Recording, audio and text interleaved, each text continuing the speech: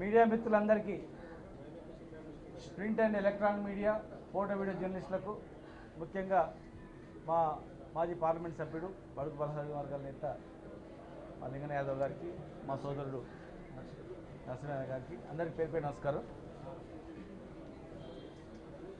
ఈరోజు దేశవ్యాప్తంగా అన్ని పార్టీలు కూడా బీసీ జనగణన కావచ్చు, బీసీలో జరుగుతున్నటువంటి రాజకీయంగా విద్య వైద్యం అన్ని రంగాల్లో ఉద్యోగాలలో అన్యాయం జరిగింది. ఈ భారతదేశంలో స్వాతంత్రం వచ్చిన తర్వాత రాజకీయ చైతన్యం తక్కువైపోయింది. రోజు రోజు జనాభా పెరుగుతుంది కానీ ప్రాధాన్యత తగ్గుతుందని అన్ని పార్టీలు, ఒక్క పార్టీని కాదు, బీజేపీ నుంచి మొదలుకుంటే కాంగ్రెస్ పార్టీ నుంచి మొదలుకుంటే అన్ని పార్టీలు దేశంలో బీసీల చెప్పండి ఏ పార్టీ కూడా లేదు. మరి ఈరోజు తెలంగాణ రాష్ట్రంలో కూడా 42% రిజర్వేషన్ ఇస్తా ఉన్నారు. మాకు చాలా సంతోషం. అందుకే అసెంబ్లీలో కూడా మద్దతు తెలపడం జరిగింది. మా బీసీ సంఘాలన్నీ కూడా కొట్లాడడం జరిగింది. నిరంతరం బీసీల గురించి తన జీవితాలను అర్పించినటువంటి అనేక మంది బీసీ నాయకులు కూడా ఒక మంచి శుభ పరిణామం అని చెప్పి వాళ్ళు కూడా అనేక రకాలుగా ఒత్తిడి అన్ని పార్టీలు కూడా తేవడం జరిగింది. మేము ఒకటే కాంగ్రెస్ పార్టీని ఒకటే అడుగుతా ఉన్నాం, తొందరగా గవర్నర్ దగ్గర ఇంకా సంతకం కాలేదు, తొందరగా గవర్నర్ దగ్గర సంతకం పెట్టించి అఖిలపక్షాన్ని తీసుకొని రావాలి. రేపు మంత్రివర్గ విస్తరణ అవుతుంది, మీ చేతుల్లో ఉంది. మంత్రివర్గ విస్తరణలో కూడా 42% రిజర్వేషన్ ఇమ్మీడియట్గా ఇవ్వాలి. కార్పొరేషన్ చైర్మన్లు కూడా 42% రిజర్వేషన్ ప్రకారం ఇవ్వండి. ఎందుకంటే మీరు జాతీయ పార్టీ, రాహుల్ గాంధీ గారు కూడా ఎక్కడ కూడా అందాల పోటీలో లేరు, స్పోర్ట్స్లో లేరు, ఎక్కడ కూడా బీసీలు కనిపిస్తలేదు. అన్యాయం జరిగిందని చెప్తా ఉన్నారు. కనుక అన్ని రంగాల్లో అన్యాయం జరిగింది కనుక అన్ని రంగాల్లో పూర్తి బాధ్యత మీకు ఇప్పుడు అవకాశం వచ్చింది కనుక దేశానికి ఆదర్శంగా మేము నిలుస్తున్నామని చెప్తున్నారు కనుక మరి వెంటనే అమలు చేయాల్సిన బాధ్యత మీ పైన ఉంది. ఇక మేము హైదరాబాదు అసెంబ్లీలో తీర్మానం అయిపోయిందంటే కాదు, దయచేసి మేము చెప్తా ఉన్నాం. తమిళనాడు తరహా జయలలిత గారు, కరుణానిధి గారు తమిళనాడులో ఏ రకంగా కేంద్రం పైన ఒత్తిడి తీసుకొచ్చి వాళ్ళు రిజర్వేషన్ అమలు చేయడానికి ఏ రకమైనటువంటి పద్ధతులు అవలంబించిండ్రో తమిళనాడు తరహా మీరు కూడా అవలంబించాల్సిన అవసరం ఉంది. మొన్న వెళ్ళి తమిళనాడుకు డిలిమిటేషన్ గురించి మాట్లాడొచ్చారు.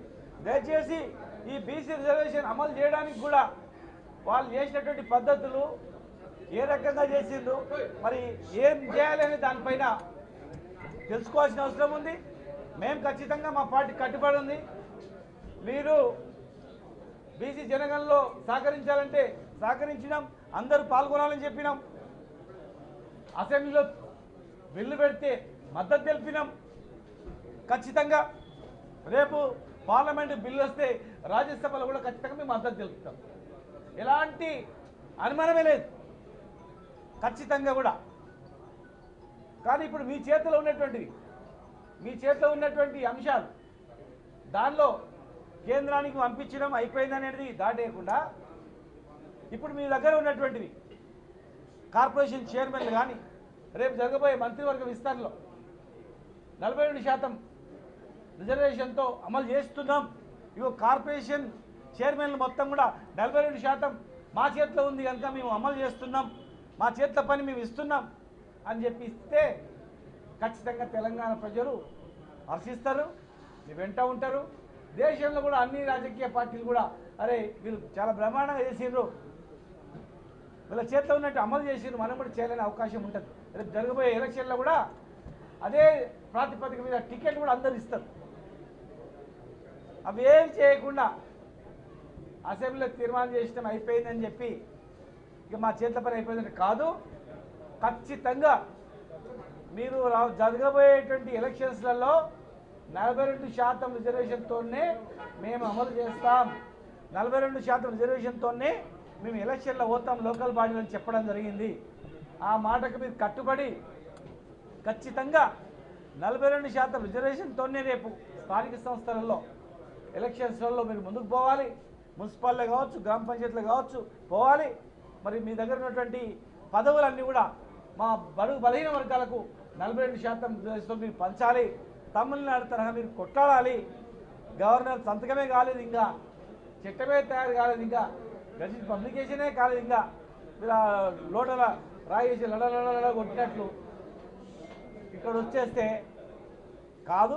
అఖిలపక్షం తీసుకొని రండి. మా సంఘాలునే కొట్లాడతారు వాళ్ళు. వాళ్ళ పని అది. ఎవరు తప్పు చేసినా వాళ్ళు వెంటాడతారు, విడిచిపెట్టారు. మీరు అఖిలపక్షం తీసుకొచ్చి కేంద్రం మీద ఎట్లా ఒత్తిడి తేవాలి, బిల్లు ఎట్లా పాస్ కావాలి చేయాలి. ఈరోజు బీహార్లో కూడా చట్టం తీసుకొచ్చిర్రు, అక్కడ కూడా మరి కోర్టుకు పోయి ఆపడం జరిగింది. కర్ణాటకలో బీసీ జనగణన చేసిండ్రు, ఇప్పటివరకు కూడా ఇంకా దాన్ని బయట పెట్టలేదు. తమిళనాడులో మరి ఇప్పుడు సుప్రీంకోర్టులో కేసు వస్తుందని చెప్తున్నారు. ఒకవేళ అది ప్రమాదంగా ఉంది, అక్కడ తమిళనాడులో కూడా ప్రమాదంగా ఉంది కనుక 9th షెడ్యూల్లో చేర్చి శాశ్వతంగా బడుగు బలహీన వర్గాలకు రిజర్వేషన్ ఇచ్చేటట్టు చెప్పుకుంటే చిరస్థాయిగా, ఎందుకంటే దేశాన్ని పరిపాలించిందే మీరు కనుక చిరస్థాయిగా ఇప్పటి వరకు 2 పార్టీలే కనుక 2 పార్టీల కూటమిలే కనుక చిరస్థాయిగా మీ పేరు నిలిచిపోతుంది. కనుక దయచేసి బీసీలను రాజకీయంగా వాడుకోవడానికి, ఒక పనిముట్టుగా వాడుకోవడానికి ప్రయత్నం చేయొద్దని మీ అందరికీ కూడా చేతులెత్తి నమస్కారం చేస్తా ఉన్నాను. ఈరోజు ఇప్పుడే మా మాజీ మంత్రివర్యులు శ్రీనివాస్ గౌడ్ గారు చెప్పినట్టు మొదటి నుంచి కూడా బీఆర్ఎస్ పార్టీ బీసీలకు పెద్దపీట వేసింది. బీసీలను జనాభా ప్రాతిపదికగా సగభాగం ఉన్నటువంటి బీసీలకు న్యాయం చేయాలనే ఆ రోజు పార్టీలో కానీ మరి ప్రభుత్వంలో కానీ భాగస్వామ్యం కల్పించింది. ముఖ్యంగా పార్టీ ప్రభుత్వంలోకి వచ్చిన తర్వాత బీఆర్ఎస్ పార్టీ మసూదనాచారి గారిని స్పీకర్గా చేసింది, మొదటి స్పీకర్గా. స్వామి గౌడ్ గారిని కౌన్సిల్ చైర్మన్గా చేసింది. రాజ్యసభలో దగ్గర 8 మందికి 4 బీసీలకి అవకాశం కల్పించింది. పార్లమెంటు మన్నిచ్చినటువంటి సీట్లలో కూడా బీసీలకు కూడా సగభాగం టికెట్లు ఇవ్వడం జరిగింది. ఈ రకంగా అన్ని వర్గాల్లో కూడా సబ్బండ వర్గాలకు మేలు చేసిందే మా ప్రభుత్వం. ఆ రోజుల్లో బీసీ పక్షపాతిగా వ్యవహరించాడు కేసీఆర్ గారు. అందుకని ఇవాళ కూడా కాంగ్రెస్ పార్టీ మేమేదో చట్టం చేసినాం, దులుపుకొని అవతల పడతాం, పార్లమెంటుకు పంపినాం అనేటువంటి విధంగా కాకుండా ప్రభుత్వంలో మీరు ఉన్నారు కాబట్టి, ముఖ్యమంత్రిగా ఉన్నారు కాబట్టి కేంద్రం మీద మీరు పోరాటం చేయండి. మా పార్టీ రాజ్యసభ ఎంపీలను కూడా మేము సపోర్ట్ చేస్తాం, రేపు మాట్లాడతాం, మీ వెంట వచ్చడానికి సిద్ధంగా ఉన్నాం. కాబట్టి దీన్ని చిత్తశుద్ధితో చేయాలని చెప్పి ముఖ్యమంత్రిని ఈ పార్టీని కోరుతున్నాం. జై తెలంగాణ.